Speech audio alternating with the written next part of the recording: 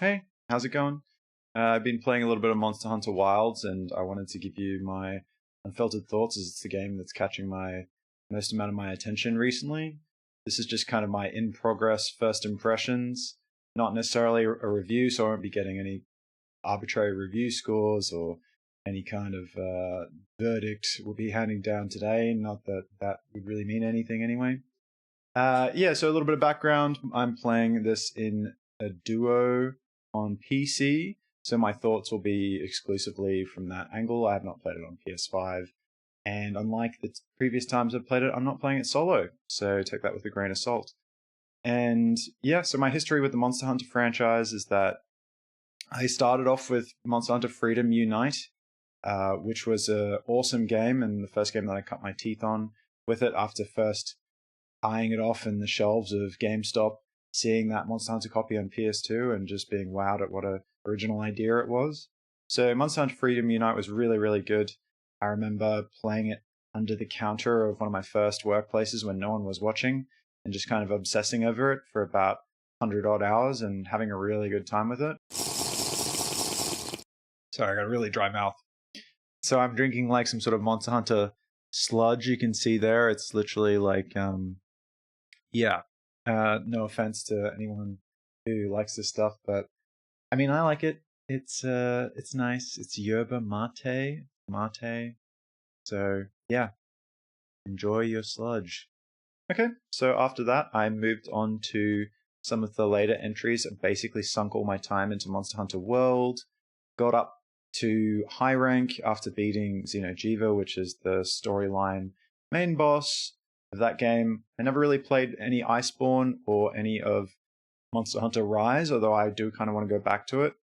And I really would like to play Generations as well, which kind of is the celebration of the traditional style of that series. Which brings us to now, which is Monster Hunter Wilds. So about how far I am into the game, for reference, I've just taken down the first quote-unquote Apex Predator as a part of the storyline campaign set of monsters. So all of my impressions will be based on just up to this point in the game. If you have never played Monster Hunter, I'll let you know how it works in about 10 seconds. Basically, it's a boss fight. You go out into the wild, you hunt down a monster, you get a big boss fight where you fight against it. It's kind of a slow, methodical fight to the death where you chase it down and you carve it up and get its legs and its armor and its skin and then use it to make weapons and armor, and you keep going. And that's basically how it progresses. There's no RPG, and I think that is what makes it special. It's more about your own choice of how you customize your character and less about kind of skill trees and stat points. So for my impressions, I just wanted to cover what I like about this game so far, some of the things that are a bit mixed, and what's I think is maybe be holding it back a little bit at the moment. So firstly, what I like so far. The main thing I like about this game overall that I think is front and center amazing about Monster Hunter Wilds is the monsters. So far, the designs of all the monsters, even when compared to some of the earlier games or the favorite games in the series, all their gameplay, their moves, their appearance, how fun they are to fight, it's just really, really good. The only slight criticism is that they are a little bit easy, but I think this is just the game balance overall. I think overall the monsters have a lot of really unique move sets, crazy appearances, and they just look awesome, let's be honest. Overall, the monsters are just really awesome to fight, which brings me to my next point, the combat. I think the combat in Monster Hunter Wilds has the classic appeal of almost a tactical approach. You really have to approach each weapon on an individual level. It's almost like learning a new fighting game character in a fighting game, and there's quite a bit of depth there in terms of each weapon has sort of semi-hidden moves and move sets, but nothing to the point where you would use a weapon and it's just impossible to use and you can't just sort of straight up pick it up and give it a go, which I think some of the original versions of some weapons were a bit hard to just even play at all in some of the earlier games in the franchise, but I like that in Monster Hunter Wilds, you can at least whip out one of the big moves from one of the weapons quite straightforwardly, but it still has a lot of depth to get in and master, and they all have their own individual play styles, whether you're playing hyper aggressive attack on Titan dual blades, or you're just doing a big bonk with a greatsword, which is my personal favorite. Greatsword player, obviously, because I'm a noob. Or if you're tooting with a hunting horn and supporting your friends and running around. It's just like a lot of fun to be had. As a part of just shouting out the combat and the monsters, I just wanted to mention that if you just want to come for one thing in this game, the animations in this game are incredible. The monsters just come to life in such an unreal way that makes their kind of fantastical designs look almost believable because they're moving with some kind of disgusting realism almost at some points, just because they just look so terrifying even sometimes, which is awesome. It's kind of a new factor that this game brings that the original Monster Hunter games didn't quite have, and now they've seemed to taken it to the next level. And each of the weapons animations as well really complement this. There's a lot of interesting techniques that they do to make each smack of a weapon just feel massive, which is a delight to experience. A quick and sweet one here is that the outfits and customization of your character in this game is really good. I like that you don't have to wait to the end of the game to look fully dripped out or insane. It quickly gets really exciting, and you can have characters that just look really crazy really quickly, but at the same time, there is that progression of your own different types of identity, like it doesn't look ridiculous. I'll insert one of the most insane ones here I've said so far just to nullify that statement and just punch myself in the face. And then last but not least, I really want to make sure that people know about the change to the world and the overall gameplay dynamics in Monster Hunter Wilds. It is almost a semi-open world approach, where in previous games you had your single hub, and everyone loves a good social hub and being able to run around your kind of home area. That's really good. But in Monster Hunter Wilds, it is directly connected to each gathering area, meaning you can just walk straight outside the hub without a loading screen and go straight into the wilds and hunt a monster. You can even see different monsters and different gathering things like roaming around as you're staying at home. So you can kind of pique your interest and be like, oh, there's just a monster outside. I'm just going to go kill it and take its legs. In terms of the world, apart from feeling nice and connected, it feels big, which I appreciate. There's a real sense of scale there, and it makes the monsters seem even bigger as they fit into this world. You no longer sort of feel like you're in a little arena that has been designed as a level. You feel like you're a part of a wild, crazy jungle desert thing, which is great. One standout thing about the world in Monster Hunter Wilds that is massive for me is the weather and the changing environments. The world of Monster Hunter shifts and moves and evolves as you play throughout either the storyline or different missions, and it is spectacular to watch, and it changes the way you play, which is very much welcome. Overall, I love the weather and the world. And the level design, I think, has also been taken up another level. Everything, apart from feeling connected, feels quite intuitive to run around so far. And the verticality and also depth in terms of you can go under into different caves, it feels... Oh my god, sorry. The sludge is coming back on me. It feels fairly easy to navigate, and I think that the 3D map does a lot of heavy lifting here. I've quite easily been able to see I can go up and ambush a monster from above if I just go back and hook around and climb up, whereas in previous games, it felt tricky to understand where those kind of pathways would be or even see them in the wild, but now it's really easy to find and easy to navigate, which I feel is good so far. However, I may eat my words later as the areas get more complex. Now onto some of the mix section. So firstly, I like the mount. I love the secret's design, and even the name is catchy. You can remember it. It's a real word. That's really good. I like that it's almost like a raptor, but in the traditional sense, because we now know they were basically birds, which is bizarre to even think about. And I think the gameplay of the mount feels quite nice. And I think the gameplay of the mount gives additional depth. And I hope that it's not so much of a get out of jail free card as you progress through the game, which is kind of bringing me to the mix part, is that, yeah, some of the additional movement options in this game do feel like they bail you out of any kind of sticky situation with the monster, although they do feel really fun as an inclusion, so it's hard to kind of fault it.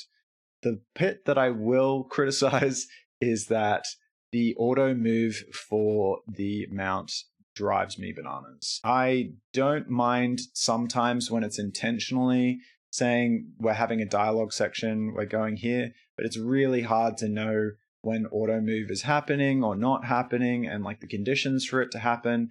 And a lot of the time I just get on my mount and it's just running a direction even though I didn't intentionally activate auto move and I can't get it to stop. And it's definitely probably a noob moment, but overall the auto move for the mount drives me crazy and I just want to move normally around the game. Plus it helps me move intentionally through the level and make more decisions rather than just having the game play itself, which I'm not a huge fan of in such a direct game like Monster Hunter. Based on what I was talking about the auto move, that will bring me to the next point that is a bit mixed right now, which is the tutorialization or onboarding or quote unquote hand holding in this game gets a little bit much sometimes. I feel like I'm not really learning a lot of the systems that I would be learning in previous Monster Hunter games because it's hard to fail. The game kind of just puts you on rails for a lot of the opening of the game, which does the opposite of what it's intended to do. I'm actually quite disengaged. I'm not learning a lot of the complex systems in Monster Hunter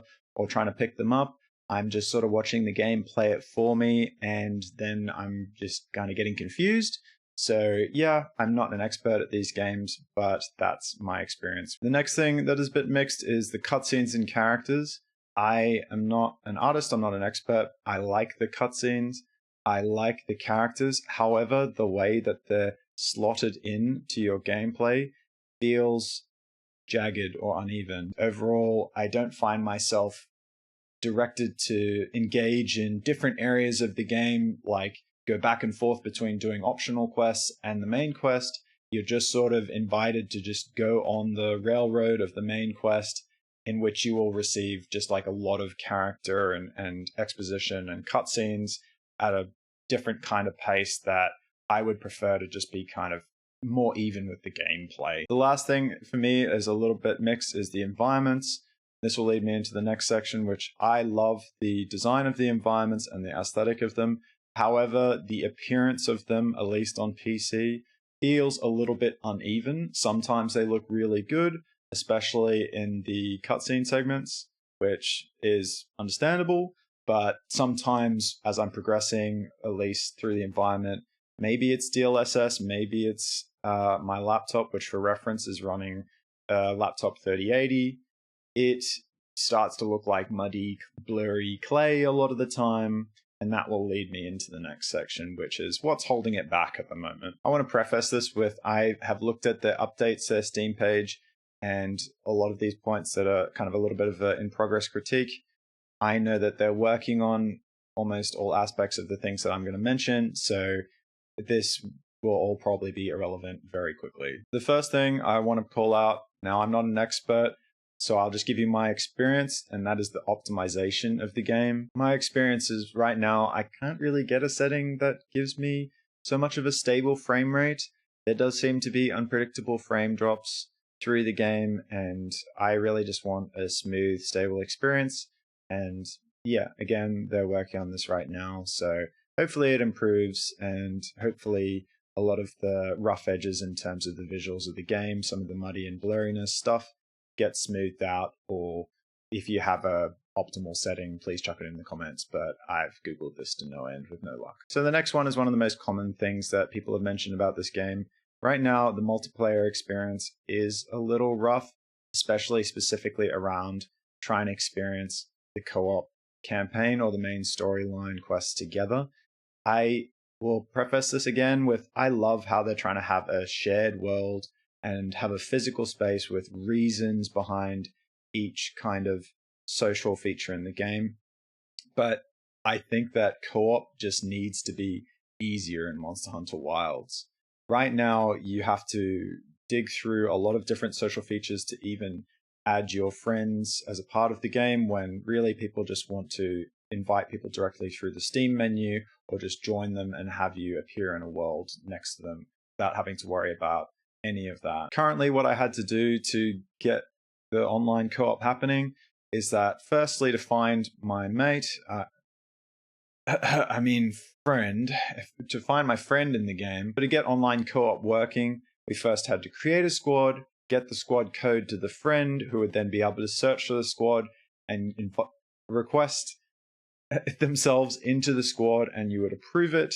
Then they had to go through the squad menu, which is under a giant menu of member lists that has all sorts of different lists of groups that you can be a part of, dig through there, interact with them, which would only then bring up the friend request option. Once they're requested as a friend, I think you can then invite them to a link party. Once you're in the link party, you're kind of good to go, but it actually gets worse from there. Now, when you're in a linked party, you start the quest by talking to the handler and starting the quests and the cutscenes and different things that happen. Once you get to the part where you fight the monster, it will automatically send out an invitation to your friend to join the quest. Your friend will have had to have gone through the quest and watched the cutscenes up to that point, at least if they want to know what the hell is going on and why the monster is there and why you're fighting it. So you're basically both running away from the monster at this point, trying to get the invite happening. And then once your friend accepts it, it's going to fail. It fails for the first time, every time, which is really funny. And then once your friend accepts the invitation, the quest for them fails and they get booted back to the town in your instance where you're fighting the monster, except the monster is now 700 or 800 meters away from them and they have to mount up and run all the way back to the monster. And you've been basically running in circles from the monster for the last 5 minutes, waiting for them to go through this gauntlet of catching up to you through the quests, cutscenes, being kicked back and forth between the online system, being booted back to the town, and then running 800 meters to the monster, when really you just wanted to be playing seamlessly together from the beginning and not having to worry about any sort of UI, menu, cutscenes, syncing, any of this kind of, not even to mention the bug at the moment. But yeah, it's just a lot. The last thing, and this is pretty obvious by now, is that the complexity of this game starts to become a little bit much, and I think that's specifically in two areas, which is the segmentation of all the different features and their communication. So each single kind of feature in this game feels like a separate feature that is then interacting with other features rather than having sort of a sense of streamlined coordination or centralization of the different things in the game. So as I mentioned, all the different social features are completely separate and call different things that don't really mean anything to a lot of people, which is a link party, environment link, squads. You can follow people, you can friend people, and a lot of the interactions for these different social systems sometimes appear in one area but then don't appear in another. Exactly what they are and why you need to use them is not really communicated to you. You're just kind of expected to figure it out and experiment, and that just leads to a lot of bouncing off of stuff and just wanting it to quote unquote work. I think this extends deeper than just the partying up experience that I talked to about before. I think a lot of the game does feel kind of segmented off from itself, and the communication could be a lot better, even though there's frequent tutorials that are popping up, which I do appreciate that they can at least allow you to customize how many tutorials pop up. That is nice. So as I mentioned, they're working on all of this. They're constantly mentioning how they're working on quality of life upgrades that will be incoming soon, which I really appreciate, as I feel like they're focused on the things that will make the overall core experience of the game, playing with your friends, multiplayer, easy and smooth, which is excellent. As a part of this, I hope that they'll be looking at streamlining some of these things without necessarily removing features or player choice or automating more things. I just like a bit more agency and a bit better UX, honestly, in the game. So, all that said, how much do I like it so far? What is my overall impression? To give you an idea of my impressions so far, how much do I like it? I will 100% be playing Monster Hunter Wilds all the way through the game and doing high rank for the first time and all the insane tempered next level Super Saiyan monsters, which I've never done before, and that's going to be a really fun experience. I'd like to also experiment with solo play at that point, because I feel like a lot of the monsters really feel great when you take them on solo, and maybe that some of them have been designed for that even. I hope that they keep adding to Monster Hunter Wilds. I hope that it keeps growing I'd love to see more replayability, as that's the main thing that the game is known for. One of the main things I'm looking forward to playing this game is being able to master other weapons. I feel like this is the perfect Monster Hunter Wilds to start really branching out and not just main greatsword, and start to enjoy some of the other weapons, especially now that you can carry a secondary weapon on your mount that you then have to mount up and switch out to. I feel like that's an awesome feature that encourages more experimentation. So I'm not just playing Greatsword Simulator as much as I love the Greatsword. I hope that the world itself keeps on growing and that it gets more and more social as you go, because I love that sort of shared space socialization where people are showing off their cool outfits and can hang out. I really think Monster Hunter has a load of potential there with all the systems that they have in place. Overall, the game feels really rich in content and feels like it has a lot of staying power for me. I don't know if I want to mention this, but I will anyway. I don't know if we're that far from getting a Monster Hunter live service game with all the bones that are in Wilds and a lot of the potential in the series to kind of grow off a core game and just stick around for a long time. Although I really like that they keep refreshing it and bringing a full new setting. I know that there was Monster Hunter Online once, and we could potentially see a Monster Hunter Online 2, which is scary but exciting to think about.